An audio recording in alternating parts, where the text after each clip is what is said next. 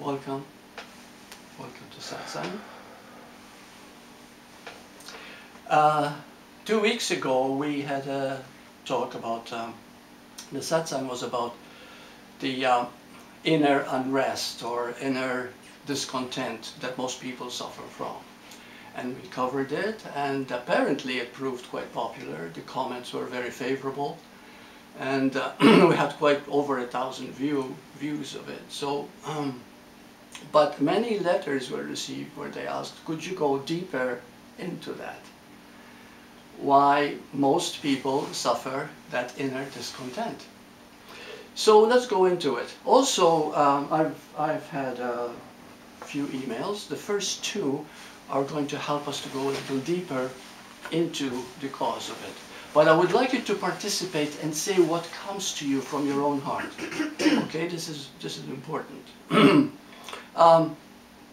You know, when we talk about inner discontent, we are talking about what Course in Miracles actually refers to as guilt, or that sadness that is always there somehow, no matter what. There's always a feeling as if you're not good enough, as if you've done something wrong, as if you're missing something, as if you're not letting go enough, you're not... there's always something there that's eating away at you. Okay, we established 2 weeks ago that this happens because you're a human being. The being is your own perfection, it is love itself, and you are that. But we identify so much with the human in everyday life, and there's nothing wrong with that, because everything is one anyway.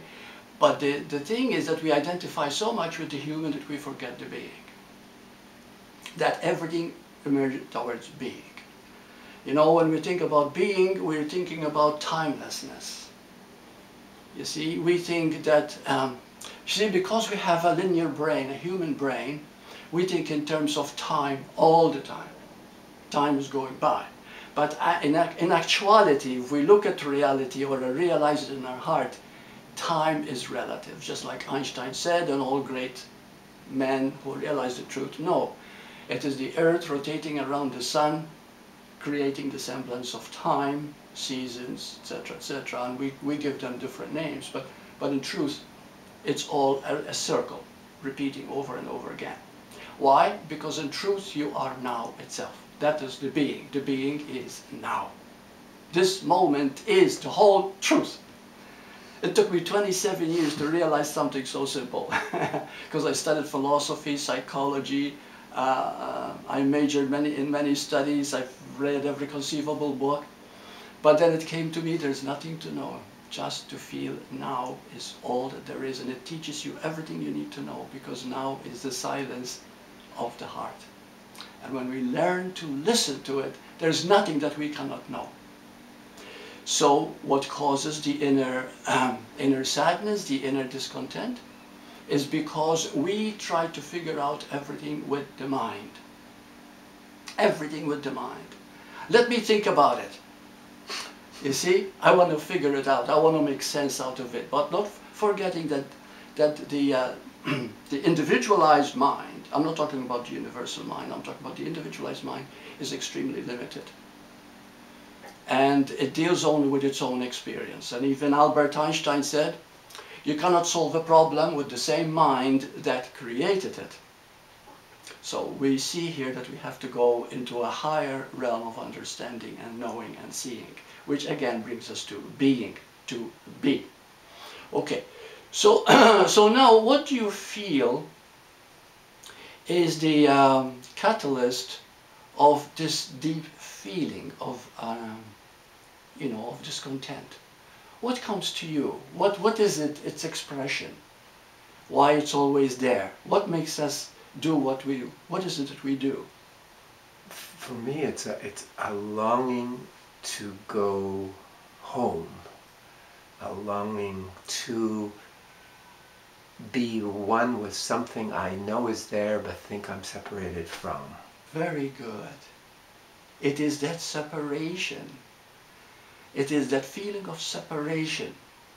Now, I'll give you this analogy, and I've given that example many, many times, but the point is to really see it as an example of what you just said, the separation that we think we are. Picture the ocean. The ocean is one. And then a wind comes, which is a movement, and that movement creates ripples called waves. Now we've got billions of waves. But please understand that these waves, each one is unique, different, and separate from the others. Billions of them. Well, the same with us. We are all the same one life. And we all seem to be separate, different from each other. So, but because we only see the outside, what happens through that separation is that we begin to feel that somehow people are outside of us, and therefore the way we've been brought up, conditioned by our religion, tradition, upbringing, you know, and all goes into it, moralistic training, makes us start to judge. So what happens is that every time you dislike something, every time you think something is wrong, okay, what is actually happening is that it doesn't agree with you because somehow or other, maybe in your upbringing, maybe your experiences in life, whatever you've been taught, has somehow made you feel that this is not good. I mean, if I'm brought up in a religion where it tells me that sex is a sin, immediately I begin to think it is a sin, and I feel guilty. Or if you dream this or think this, okay, all of a sudden there's that moralistic attitude where it says, oh, this is wrong. And so we begin to judge any person that we feel is following this pattern that we think is wrong, and we see it in another. So did you know that every time you judge a person, you are judging yourself? Because it's all one. So if I am judging you for what you did, somehow or other in me lies that feeling of what you did, because I am disliking it. The fact that I dislike it means there's something in me that I don't like when I think something like that.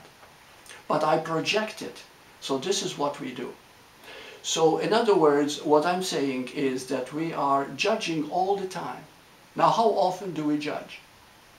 Did you know there's thousands every day we make judgments about everything? And each judgment keeps us trapped because our being is innocent. You see, our innocence does not see wrong. That's a hard one to understand. You know, someone wrote me today and they said, Burt, I know you say love is all there is and God is all there is and it's perfect unconditional love. He says, but how do you explain what happened in Boston a couple of days ago? You know, you've heard of it, right? That bombing and the people that were injured and killed. And you see, and he wants an answer to something like that, and he says that God created that. Well, first of all, things happen because of the following. Pure awareness is our true nature, which is pure being. Pure awareness cannot do wrong. It is timeless, it is spaceless, it is beyond any limitation. That is your true nature, pure awareness. But from pure awareness, which doesn't belong to you or me, it just is, but everybody is working from that awareness, also comes perception. Now here is where we begin to understand. When I studied psychology, I never knew this, but it came through my own realization. And then the Course in Miracles worked into it. Perception is individual. Perception is how you see things according to your conditioning. That creates our perception of life. So every time we dislike, every time we judge something as wrong, we are actually immersing ourselves into that very same world through our perception. Because if we judge anything or make anything wrong, it is our perception that is making it so, which means it's in us. So this is what's compounding our feeling of unrest, our feeling of dis-ease, our feeling of, you know, of discontent. Okay, so so let's go into a little bit further. Um, the first email that I got, which maybe it will help us to go a little deeper, because it says, it seems that I have reached the biggest turning point in my life, the point where it is either fear or love, and because I'm so used to being in fear, I'm choosing fear all the time. And this frustrates me so much, I have tears in my eyes as I write this. While I'm writing this email, I feel so helpless. I think that I will die if I let go.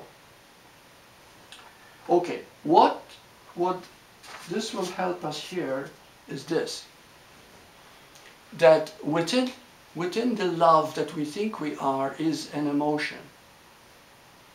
But true love, the love that is God itself, love which is unconditional, has no opposite.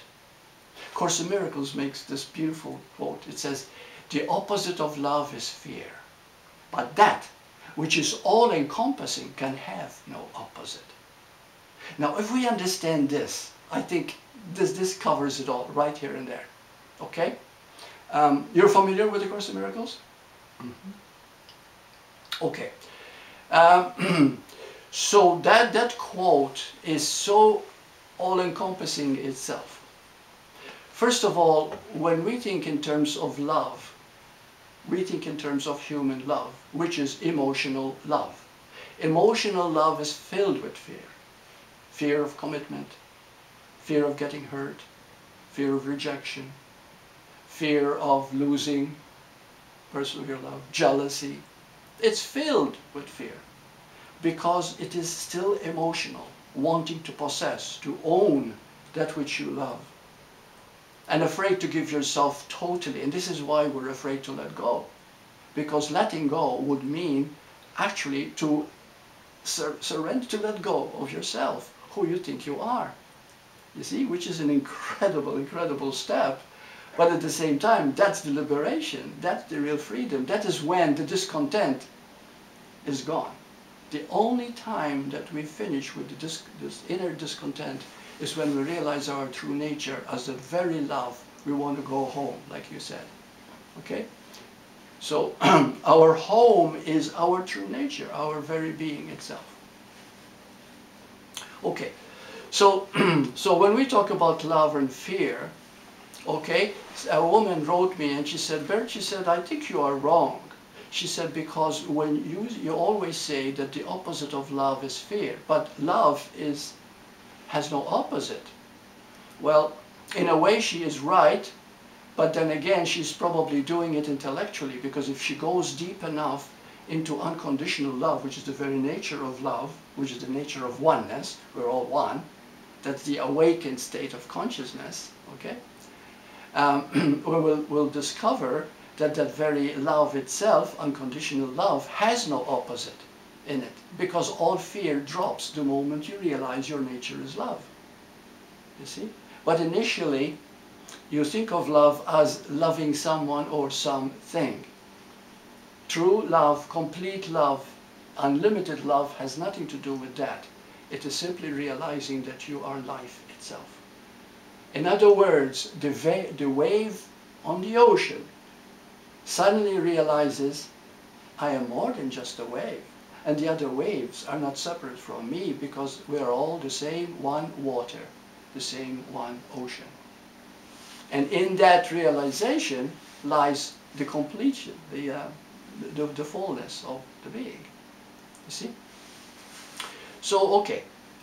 So when we say that fear is the opposite of love, what we're really saying is that fear itself doesn't exist.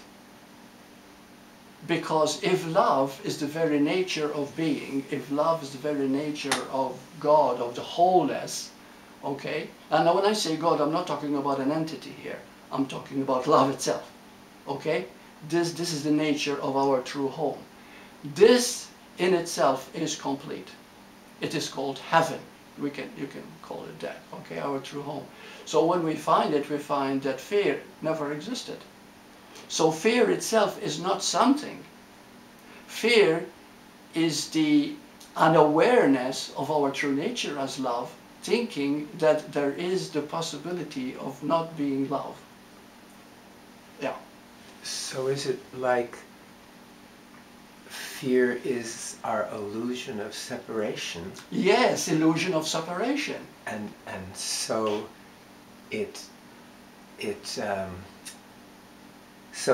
when we realize its illusionary nature, then it isn't anymore. But in some ways, it's a paradox, because fear wants to be one and home. It wants to be one with it all and home.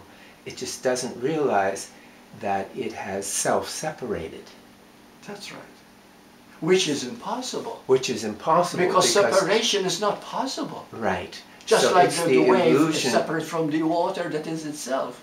So it's the illusion of that. Yeah. And it's the illusion of that that gives us our sadness, because we believe the illusion that we are separate, alone, and not where we should be. That's right. And so the whole thing is a giant trick we play on ourselves, even though we can be compassionate. That's our human side. That's right. But it's actually a trick we're playing on ourselves. Right. That's a trick we're playing on ourselves as a human. Because again, you know, even our brain is a linear brain. You see? It's moving from past to future all the time. We're missing the now most of the time, because now is timeless.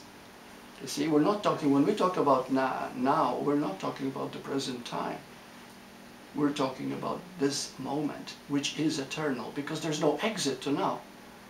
Have you ever done anything, thought anything, felt anything, experienced anything that was not now when it happened? It's impossible. There is no exit to now. Now is eternal. Therefore it is timeless. But most people live a whole lifetime never in that now moment. And then people will say, oh, Burt, I had a wonderful spiritual experience. And what it actually is, that they've experienced the now for the first time in their life, when now is all that there ever is. You see? Because now is the highest love. Now itself. And you can see it in a cat, in a kitten, in a puppy, in a 1-year-old child. That joy, the yogis call it Sachitananda, that bliss, that feeling of fullness. Why? Because there's innocence. There's no making something wrong. There's no judgment yet, you see? And when there isn't any of that, you are home, which is the now. And the now is that heaven, you see? If we could be aware enough, we could see that there is no place where that isn't. That's right. And it's not possible. And even in the sadness, the longing, the hurt, the self-loathing, even in that is a great beauty if we see it in its illusionary way and its human way. Yeah. So in that, truly love is everywhere, and there's a place for the perception or the illusion of fear, but not for fear itself in the moment. Right. Yeah. So that's when that's you go amazing. into when you go into the moment itself, there is no fear. Fear is impossible. It's impossible because it's yeah. It has to be either before or after or outside. Exactly, because fear lives in time. I wonder what's going to happen. Time. Anxiety, you see. So, but this is why the greatest healing is not done through drugs. It is done by looking at the fear in the moment. See, and the moment you look at it, you can only be now. And in that very now, you see that fear is just an idea I'm entertaining, but right now there is no fear. Yeah. Is that is looking at it the now itself? Yes. Yes, that's beautiful. Putting it. Good way of putting it. I mean, yeah. it's... Yeah, when you allow yourself to look, it is the now itself being itself. And you are being who you are, and therefore comes that dissolution of that fear that you've had. But the thing is, we don't want to let go. We don't want to look at the fear. You see? That's why people who get sick eventually end up in a mental home or become drug addicts or whatever, because there's the human part of us wants to overcome, wants to control, wants to fix, and it doesn't see the illusion that it is. It makes it so real, you see? But when you make something real, you become its victim. But the moment you see that it's not real at all, it cannot be real, because the nature of life is. You see the word, yeah. Well, I'm just wondering, does someone who has not explored or, searched, can they see themselves doing that? Yes, of course they can, but see, this is the thing. Any good teacher will tell you don't need a teacher. Any great guru will tell you don't need a guru. But the thing is, you need a guru to tell you don't need a guru.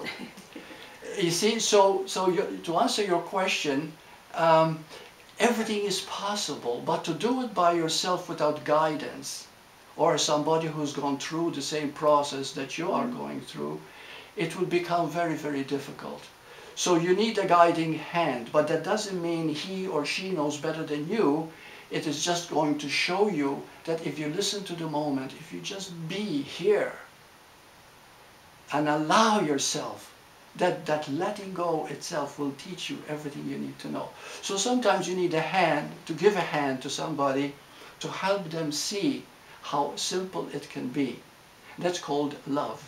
That reaching out, that holding of the hand, that doing is what is. I've got many clients, they come to see me, and right now I'm doing a lot of Skyping, and at the beginning all I do is just let them talk. And they realize something, 90% of them realize that after they've talked for about 10 minutes, they have revealed the very answers that they were seeking themselves. Because as you keep on going and being realistic, being true to yourself, and you expose how you really feel, and you're honest, and you don't fear being judged, and this is the beautiful thing about Skyping, like, you can trust Burt, because you can be totally yourself, he'll never judge you. So people feel that. So because they feel that they can be themselves, by being themselves, then they reveal the very answers they were seeking. You see, and that's the beautiful thing. So you need guidance, and to show that they don't need guidance. That they can do it by themselves. When you learn to trust your own heart. You see? Yeah. It's actually, life is the teacher. Life is the teacher. And the rest of us just channel it around, and sometimes need a little channeling from other sides and all of that. Yeah. But life itself holds everything. That's such an incredible thing. We're so used to acquiring knowledge, acquiring a spiritual attainment, acquiring, gotta get there, come on, what's the matter with you? And really it's always there all the time, and we just have to fall into it. As the person with the email there, when they said, I feel helpless, I want to die, what I want to say is, do it.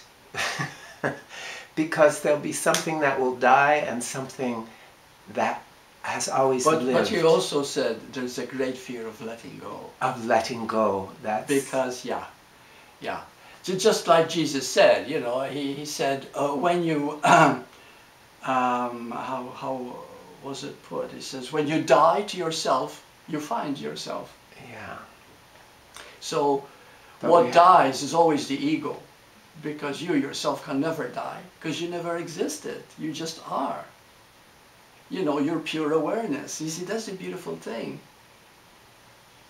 When you realize that you are this eternal being that never had a beginning or will never know an end. See, that is so beautiful. That is so peace-giving too. and creating the safety to have great compassion for the one that fears, then that makes it so much easier to surrender when there's nothing to push against, Right. nothing pushing you, Right. just being held. Yeah. And that's the whole point, which comes back to love again, you see. And the only thing that works, the only thing that gives meaning, the only thing is love. And there's no limit to love. No limit to it at all. It starts out very selfish, very wanting it for yourself. For example, how many people are advertising relationships right now? Phew. They're growing. Of course, a lot of people are making money out of it. You know, everybody wants someone. But the person that wants someone is, I want someone who will take care of me, I want someone who's going to love me, I want someone that's going to be honest with me, I want someone that will never judge me, and the other person is saying the same thing. So all the time, we're not really loving, but wanting love. And wanting love are the first steps of the human reaching towards its own greatness. The first steps are baby steps called I want, I need, I have to have. You see? And I want to possess it, I want to own it. And I want to know that I'm really loved. And if you cheat me, I'll kill you.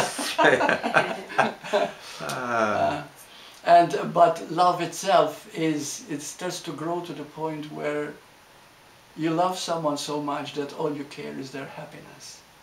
Is to know that they're okay, you know, and it keeps on growing, and it comes to the point where you begin to forget yourself within that love. Then, are you actually loving them, or are you loving yourself in their presence?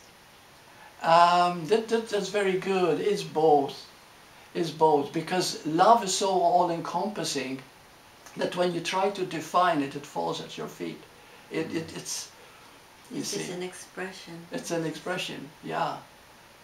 You see? Now there are, for example, you meet someone and their vibrations, their frequency, you have a kinship with them, their level of awareness is akin to yours, and you feel this connection. You feel comfortable with them. You see? So those are the first sign of feeling that love.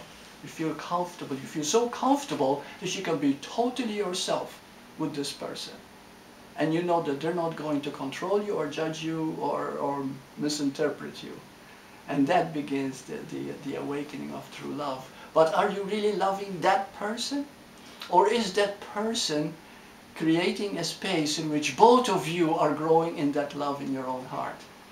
You see, because when you love someone, you find that it's not exclusive anymore, it's inclusive. So it starts to grow more and more and more. And when you truly love someone, you'll find that your capacity to love has increased. It has taken in more, deeper. So this is what, you're a human being, you see? But all the time we're moving towards being. And expand, more and more and more. You know, there's no limit. So I'm just wondering, Burt, like in that moment of discontent, the effort would be to just be with it. Yeah. Actually, the more effortless it is, the faster it heals. And that is the key to healing. You see, the key to healing is allowing to be still and know I am God. Okay, that's those are the beautiful 7 words of the English language. But when you actually can sit with something, to be still with anything at all, that very stillness takes any fear, any disturbance, any depression, anything, and it absorbs it into its bosom. And before you know it, it turns into love. Love encompasses everything. And it sucks in like a sponge any seeming fear, any seeming limitation. The moment you give it that now, that now moment, you see. I think it's really easy for us as humans to think that what we need to do is we need to kind of corner that feeling and get it, which is just the opposite, because being with that deeply, we are being with life deeply, and life will break through and show its magnificence in anything if we can be with it deeply. Yeah. And there's no judgments in there, it's just embracing it. Embracing it fully. And that's such a... Yeah. That's where the wholeness comes in. That's the the again. wholeness in it. Yeah. When you do that with your hands, it's like wholeness and wholeness. It's like holding with your heart that has no limit to the length of its hands. Right. You know? Yeah. It's... Yeah. Well, that's the expansion of us, you see. We as we expand, we're actually really reaching out, because we think that being is inside the body. And in truth, it is the body which is inside the being. Yeah. Because being is all there is. So when you expand, you actually go beyond the limitations of the body. You see, and you begin to see there's no limit to you. Yeah, and that is the expansion of love. So, okay, the next one, is a very brief one, but it's also something that we often forget, and it's nice to talk about. He says, thank you for your email. I had to copy your major questions and increase the fonts. You asked, okay, I'm writing it. This is what he asked. Let's say that I accept now, and I accept my being in the moment. What about the past, which has helped me get my earthly identity, and not necessarily my ego?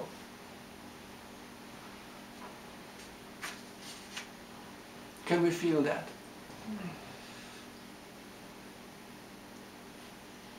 My earthly identity. What is earthly identity, not necessarily the ego? Personality? Personality? Okay, maybe he's referring to personality as my identity. Or Okay. the accumulated judgments and fears and Yeah. all that. So actually, all what we call our... Please feel this out, because it took me such a long time. When I studied psychology, it made it even worse rather than better. And they called it self-image. So what I call identity is based on an image. You see?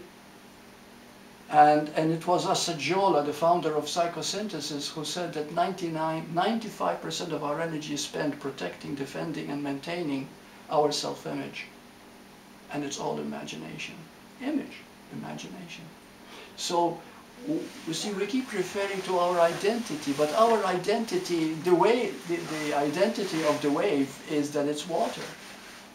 My identity is that I am life, appearing as Burt.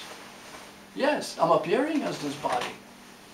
But my true identity, the identity that gives me home, that gives me fulfillment, that gives me the happiness of being here, is my true identity, is the life that makes me breathe, that beats my heart, that moves, that circulates my blood and keeps everything going. That is my true identity, but then it's with everybody else, see? So we begin to understand that we do have an identity, but that identity is everyone's identity too, you see? That's when we begin to understand the wholeness that is love.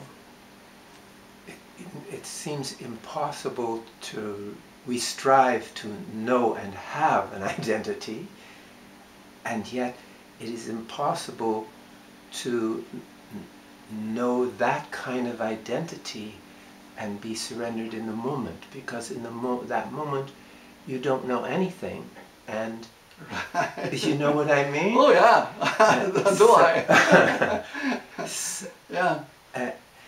And I think that in that moment, it's when we're not trying, that we get lit up, and our true nature of what we were born to comes forth, because we are no longer struggling to identify with anything. So what God made can go, here I am.